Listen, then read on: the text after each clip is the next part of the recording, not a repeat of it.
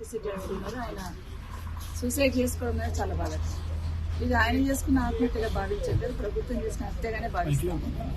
ప్రభుత్వం వచ్చినప్పటి నుండి ఎన్నికల కన్నా ముందు బాగా హామీలు ఇచ్చేసి వచ్చిన 100 రోజులలో అన్ని కూడా హామీలు నెరవేరుస్తామని చెప్పి అధికారంలోకి వచ్చిన రేవంత్ రెడ్డి గారి ప్రభుత్వం అధికారంలోకి రాగానే 2.5 సంవత్సరాలు అయినా కూడా ఇప్పటి వరకు వాళ్ళ సైడ్ చూడకుండా 2 నెలల నుండి అయితే ఊరిస్తూ వాళ్ళు రిక్వెస్ట్ చేస్తున్నాను, ప్రభుత్వాన్ని ఊరిస్తూ చర్చలు జరుపుతున్నాం, మాట్లాడుతున్నాం అని చెప్తూ 2 days కూడా కాలేదు.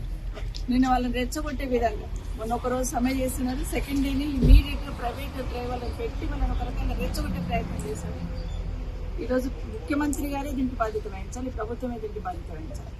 రెండవది, ఈరోజు వాళ్ళ కుటుంబానికి భరోసా ఇవ్వాలి, ఆ కుటుంబానికి బీఆర్ఎస్ పార్టీ అండగా ఉంటుందని కేసీఆర్ గారి నాయకత్వంలో ఈరోజు వినోద్ కుమార్ గారు కానీ, పల్ల రాజశేఖర రెడ్డి గారు, కవిత ఎంపీ గారు, మాలోత్ కవిత గారు, సత్యవతి రాథోడ్ గారు, పెద్ద సుదర్శన్ రెడ్డి గారు అందరం కలిసి అక్కడికి వెళ్ళి వాళ్ళకు ఒక భరోసా ఇవ్వాలనే ప్రయత్నం చేస్తే ఎక్కడికక్కడ మధుసూదనాచారి గారు ఎక్కడికక్కడ మమ్మల్ని ఆపేసి, ఎక్కడి నుండి అక్కడ శ్రీనివాస్ గౌడ్ గారు అందరినీ కూడా ఎక్కడ వాళ్ళని అక్కడ ఆపేసి మమ్మల్ని అక్కడ పోకుండా చేసే ప్రయత్నం చేస్తున్నారు. ఏమడుగుతాం మేము అక్కడికి వెళ్ళి? ఆ ప్రభుత్వానికి అండగా ఉండాలంటే ఆ కుటుంబంలో అవకాశం కల్పించాలి, ఉద్యోగం అంటాము. ఆ కుటుంబానికి ఒక ₹1 కోటి ఇవ్వండి అంటాం. ఎందుకంటే వాళ్ళకి ఇల్లు కూడా లేదట, వాళ్ళ బిడ్డ ఇంట్లో ఈరోజు వాళ్ళ డెడ్ బాడీ పెట్టినారంట. అలాంటి పరిస్థితుల్లో వాళ్ళకి ప్రభుత్వం ఆదుకోవాలని డిమాండ్ చేస్తాం. అన్నిటికన్నా ముఖ్యంగా ఆర్టీసీ సంబంధించిన మీరు ఏదైతే హామీ ఇచ్చారో వాటిని నెరవేర్చమని అడుగుతాం అంతే ప్రతిపక్షంగా.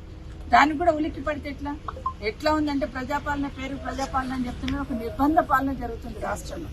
మొన్న ఈ మధ్య మేము అక్కడికి వెళ్ళున్నాం, రంగారెడ్డిలో కూడా భూములు లాక్కుంటుంటే పరిగికి వెళ్తా ఉంటే నేను హరీష్ రావు గారు వెళ్తున్నప్పుడు ఎట్లాగే అన్ని పోలీస్ డిపార్ట్మెంట్ అందరూ వచ్చేసి మొత్తం అరెస్ట్ చేస్తుంటారు. ఎక్కడికి వెళ్తే అక్కడ నిర్బంధకాన్ని జరుగుతున్న సందర్భం.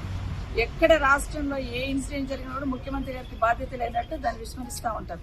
ఈరోజు బండి సంజయ్ గారిని పంపించారు గౌరవ మంత్రి గారు. మరి వాడిని పంపించినప్పుడు మమ్మల్ని ఎందుకు పంపించొద్దు?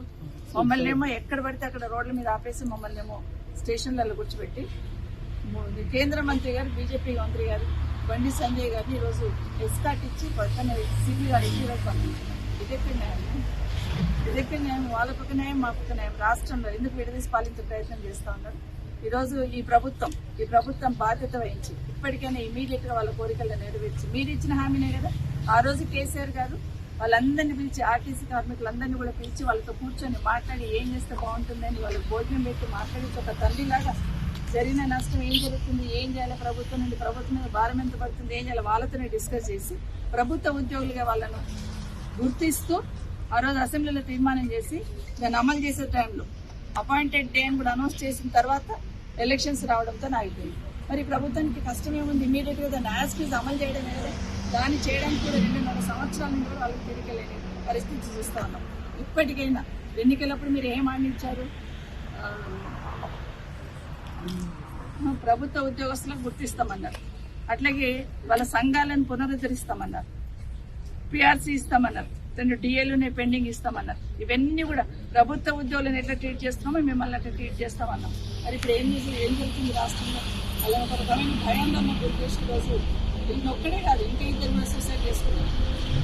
నల్గొండ కానీ అలాగే ఖమ్మం కానీ కొత్తగూడెం.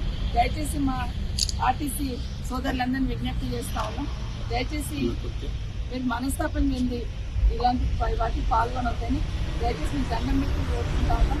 ఫైట్ చేద్దాం, ప్రభుత్వానికి బలవంచి మీకు హామీలు నెరవేర్చినట్టు ఖచ్చితంగా బీఆర్ఎస్ పార్టీ మీకు అండగా ఉంటుంది, మిమ్మల్ని కాపాడుకోవడానికి ఖచ్చితంగా ఉంటుందని కోరుకుంటూ ఈ ప్రభుత్వం శంకర్ గౌడ్ గారి కుటుంబాన్ని ఆదుకోవాలి, వారి కుటుంబాన్ని కూడా భగవంతుడు శక్తినివ్వాలని కోరుతున్నాను.